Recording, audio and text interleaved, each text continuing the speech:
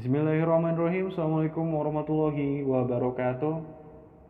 Selamat berjumpa kembali teman-teman di mata kuliah Smart Entrepreneurship 1. Pada pertemuan kali ini akan dibahas konsep selling skill. Tujuan kegiatan pembelajaran selling skill adalah teman-teman akan memahami konsep selling dan pentingnya selling dalam kegiatan entrepreneur. Kemudian yang kedua, teman-teman akan mengetahui faktor-faktor yang harus dimiliki oleh seorang entrepreneur untuk menjadi salesman yang baik. Jadi kegiatan selling selalu berkaitan dengan kegiatan marketing. Ibarat dikatakan sebuah rumah, marketing adalah sebuah rumahnya, kemudian selling adalah pintunya. Nah, karena selling itu merupakan aktivitas atau tujuan awal dari sebuah marketing strategi. Nah, jadi ketika kita mengawali sebuah bisnis, maka kita akan perlu membuat sebuah marketing strategi. Jadi kemudian untuk menentukan marketing strategi tentunya yang paling berpengaruh adalah dari segi budget yang kita miliki. Nah, ketika kita memiliki modal yang terbatas, tentunya kita akan berperan sebagai entrepreneur sekaligus sebagai penjual atau personal seller. Karena kita memiliki modal yang terbatas, artinya modal itu dimaksimalkan untuk membeli barang atau jasa yang kemudian itu akan menjadi komoditi penjualan kita. Karena kita memiliki modal yang terbatas. Jadi dimaksimalkan pada unit barang atau jasa yang kita miliki sebagai ujung tombak dari penjualan pada unit bisnis kita. Kemudian ketika kita dihadapkan modal ada namun sedikit. Nah, kita juga perlu memikirkan strategi. Kita bisa merekrut satu orang. Kita berperan sebagai seorang entrepreneur sekaligus sebagai leader dan manajer. Lalu kita merekrut satu orang sebagai seller untuk menjual produk-produk kita, produk barang jasa kita. Nah, kemudian pada case yang ketiga yaitu modal cukup ada, artinya modalnya bisa membeli banyak unit barang, kemudian bisa merekrut lebih kompleks lagi dibandingkan dengan case yang kedua. Artinya di sini kita bisa mengatur strategi, kita juga sebagai leader, kemudian sebagai pengawas juga. Kemudian kita bisa merekrut operasional, kemudian kita juga bisa merekrut juga penjual gitu, penjual atau sellernya gitu. Kemudian kita juga lebih kompleks laginya bisa membentuk struktur organisasi dengan orang yang jabatannya lengkap.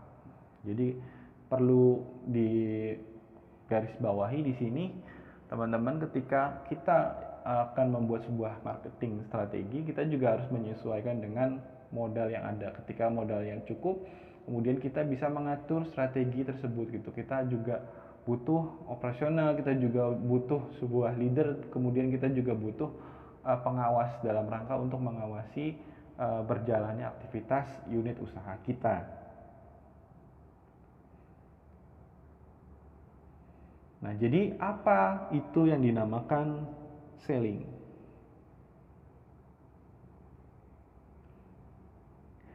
Jadi selling itu pada intinya adalah tujuannya adalah sebuah transaksi.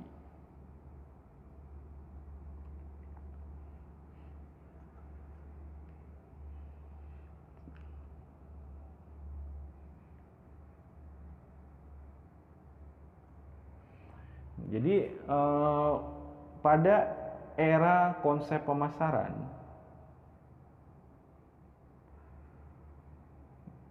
marketing is a strategic business concept. Jadi marketing adalah sebuah bisnis konsep Dan kemudian selling adalah sebuah taktik untuk berkomunikasi dengan customer dengan personal selling atau penjualan personal.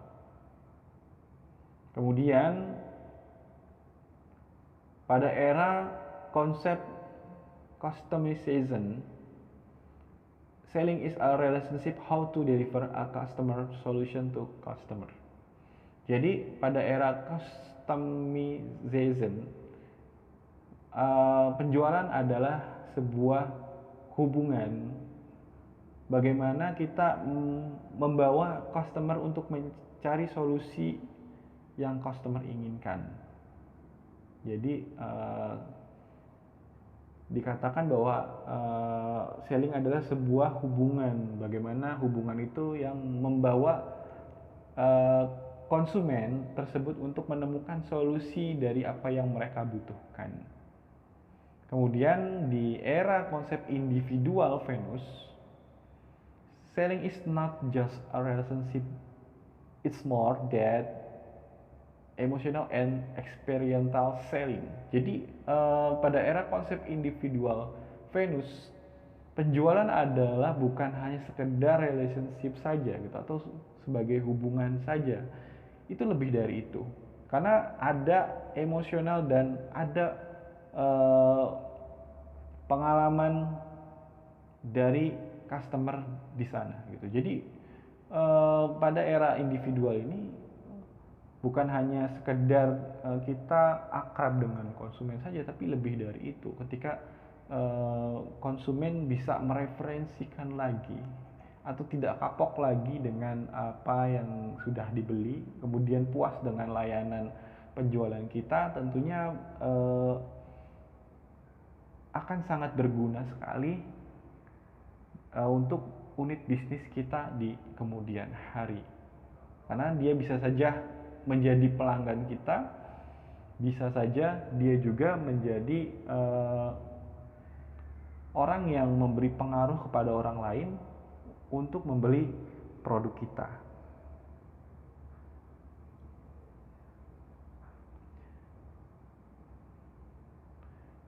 Nah, kemudian ada pertanyaan, mengapa entrepreneur membutuhkan selling skill pada saat menawarkan produknya?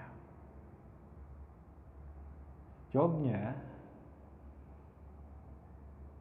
kita ambil contoh sebuah warung ya, teman-teman.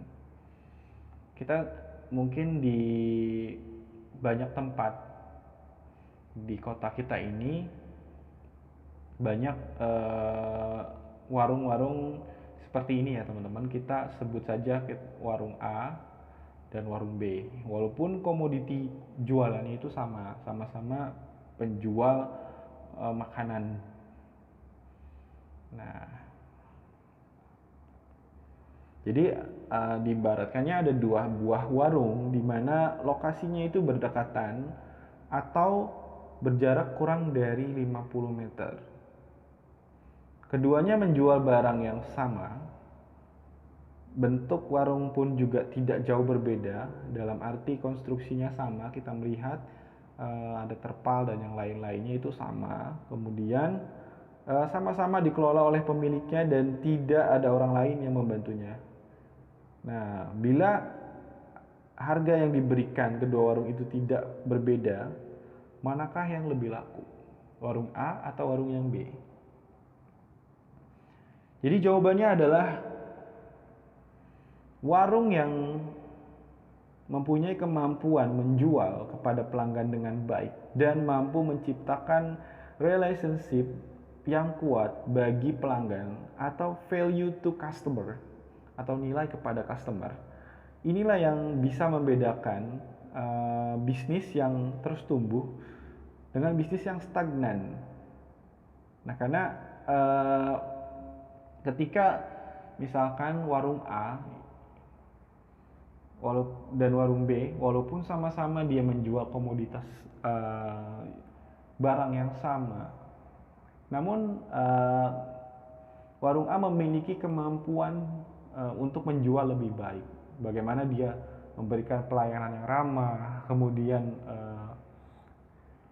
membuat suasana nyaman, kemudian customer juga akan merasa nyaman untuk membeli dan akan mereferensikan kembali kepada orang lain. Maka dari itu ketika seorang penjual mampu memberikan pelayanan terbaik bagi pelanggannya, mampu menciptakan relationship yang kuat bagi pelanggan atau value to customer, maka itu adalah orang yang bisa memenangkan persaingan bisnis, walaupun dari segi konstruksi warung dan yang lain-lainnya itu tidak jauh berbeda. Yang membedakan adalah bagaimana dia bisa membangun relationship kepada customernya. Maka dari itu selling skill dibutuhkan. Sampai di sini ya teman-teman, mudah-mudahan bisa mengikuti. Jadi kemampuan seorang penjual untuk bisa mempengaruhi konsumennya, membuat konsumennya nyaman, itu adalah orang-orang yang bisa terus akan mengembangkan bisnisnya.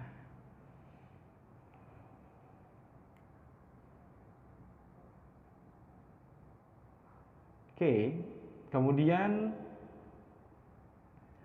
ada yang dinamakan calon konsumen ya teman-teman. Jadi kenapa seorang entrepreneur itu membutuhkan selling skill dalam menawarkan produknya? Jadi ketika kita sebut saja calon konsumen, kita akan coba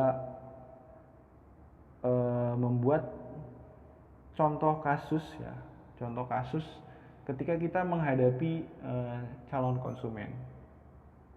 Misalkan kejadian yang pertama, konsumen membutuhkan, kita katakanlah mie instan merek Indomie. Kemudian kita kebetulan memiliki produk Indomie. Jadi ketika kita mempunyai bila calon konsumen membutuhkan produk Indomie dan kita juga memiliki produk yang sama dengan merek yang sama, dan bila waktu dan persyaratan dan momen yang tepat, maka kita akan mudah menjualnya dan transaksi pun akan terjadi. Karena konsumen membutuhkan produk yang dijual oleh kita, kemudian kita memiliki apa yang dibutuhkan oleh konsumen, maka ketika waktunya tepat, maka konsumen tidak akan banyak memilih lagi karena itu udah menjadi kebutuhan dari konsumen tersebut. Maka dengan mudah, tanpa perlu banyak membutuhkan kemampuan selling yang lebih, maka itu akan terjadi transaksi karena saling membutuhkan. Karena calon konsumen membutuhkan apa yang dia cari dan kebetulan barangnya ada di kita. Kemudian kejadian kedua,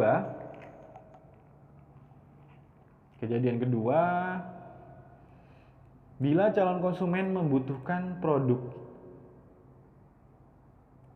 misalkan produk Indomie, akan tetapi kita memiliki produk mie Indomie goreng ya, kita katakan Indomie goreng, akan tetapi kita memiliki produknya Indomie juga tapi berbeda rasa. Nah, maka pada level ini, pada kejadian ini, kita perlu memiliki sedikit kemampuan untuk mentransfer keyakinan kepada calon konsumen bahwa rasa yang lain pun juga bisa cocok dengan lidah calon pembeli. Kemudian kita berusaha untuk meyakinkan itu, dan akhirnya apabila konsumen itu tertarik, maka itu akan terjadi transaksi. Nah, jadi ada perlu di kejadian kedua, apabila terjadi hal seperti ini, mungkin seringkali kita melihat atau menghadapi situasi seperti ini. Ketika kita menginginkan mie goreng, ternyata di warung hanya tersedia mie rebus gitu. Nah, kemudian si penjual coba untuk meyakinkan bahwa mie rebus itu ternyata lebih enak juga dimakannya, sama halnya dengan mie goreng gitu, bisa menjadi substitusi atau pengganti dari mie goreng, maka itu akan menjadi transaksi. Kemudian pada kejadian yang ketiga,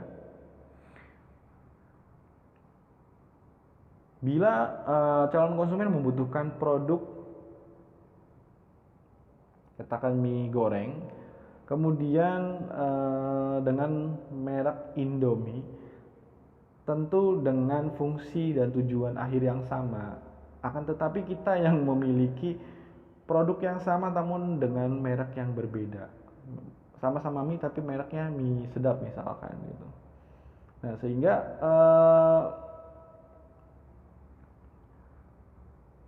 kita berpikir bahwa ada kemungkinan prospek yang bisa diyakinkan lagi untuk membeli. Nah, di sini membutuhkan kemampuan menjual atau selling skill yang lebih baik dari biasanya, karena kita menghadapi konsumen yang sudah terbiasa dengan produk Indomie, namun kita memiliki produk dari mie sedap. Diyakinkan kembali bahwa produk mie goreng dari mie sedap ini rasanya tidak kalah dengan misalkan produk dari Indomie. Nah, kemudian kita coba untuk meyakinkan lagi gitu ya.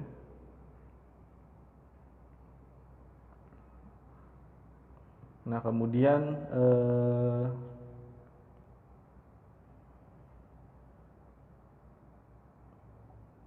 membutuhkan selling skill yang lebih baik lagi. Nah, maka ketika kita bisa meyakinkan itu, maka akan terjadi transaksi. Kemudian kejadian keempat, bila calon konsumen tidak membutuhkan produk teman-teman, akan tetapi teman-teman coba untuk menawarkan produk teman-teman yang kalian punya gitu. Jadi bagaimana terjadinya? Apakah kita bisa dengan mudah untuk menjualnya gitu? Misalkan dia sudah memiliki Redmi Note 8, akan tetapi atau Redmi Note 8 ya. Kemudian tapi kita akan menawarkan sebuah produk Redmi Note 9 gitu. Apakah kira-kira calon konsumen itu akan coba untuk membeli produk kita gitu? Sedangkan pada case yang keempat ini, konsumen sudah memiliki handphone Redmi Note 8. Akan tetapi kita coba untuk menawarkan produk Redmi Note 9, maka dibutuhkan kemampuan selling skill gitu, ada yang dinamakan dengan upselling. Jadi kita menawarkan produk yang lebih tinggi variannya. Apabila konsumen itu tertarik dengan tawaran kita, maka akan terjadi transaksi. Namun sebaliknya, apabila konsumen tidak tertarik atau kemampuan kita masih kurang untuk meyakinkan konsumen tersebut, maka konsumen tidak akan membeli produk kita. Jadi selling skill dapat juga dikatakan sebuah seni dalam menjual, karena pada selling skill ini dituntut untuk memiliki kemampuan membaca emosional, baik itu emosional dari pelanggan, kemudian kita juga bisa mengatur emosi kita. Jadi jangan terlalu memaksakan juga kepada calon pelanggan kita untuk membeli produk kita. Artinya di sini kita juga bisa memainkan emosi kita, kemudian memainkan emosi pelanggan. Dengan cara apa memainkan emosi pelanggan? Kita coba untuk mengajak pelanggan membayangkan ketika membeli produk kita, bagaimana manfaat produk kita gitu. Kemudian ketika si calon konsumen itu diajak untuk kita membayangkan bahwa ketika memakai produk kita ini akan mendapatkan sesuatu yang mereka inginkan. Nah, di situ juga ada permainan emosional. Makanya tidak salah selling skill disebut art of selling. Jadi itu saja teman-teman yang bisa kita diskusikan pada pertemuan ke-10 ini. Terima kasih teman-teman sudah menyimak video ini sampai dengan akhir, dan jangan lupa untuk mengerjakan diskusi yang poin yang pertama. Pertanyaannya diskusi, mengapa selling skill diperlukan? Yang kedua, berikan deskripsi atau gambaran pengalaman teman-teman semua mengenai kejadian 3 dan 4 yang tadi dicontohkan di slide sebelumnya. Kalian ceritakan pengalaman teman-teman. Apabila pernah mengalami kejadian yang sama, kalian ceritakan. Kemudian dibuat ya, untuk diskusinya dibuat di Word atau PDF, dikumpulkan pada hari yang sama tanggal 18 Juni 2020 paling lambat jam 17.00 diupload di eStudent. Jadi teman-teman semua akan sama-sama nanti kita mengerjakan diskusi ini, langsung dikumpulkan pada hari ini juga ya teman-teman. Jadi karena saya yakin dengan 2 pertanyaan ini nggak membutuhkan waktu lama untuk mengerjakannya, cukup dengan beberapa menit saja, kemudian kalian bisa upload di e-student kalian masing-masing. Jadi itu saja dari saya, kurang lebihnya mohon maaf.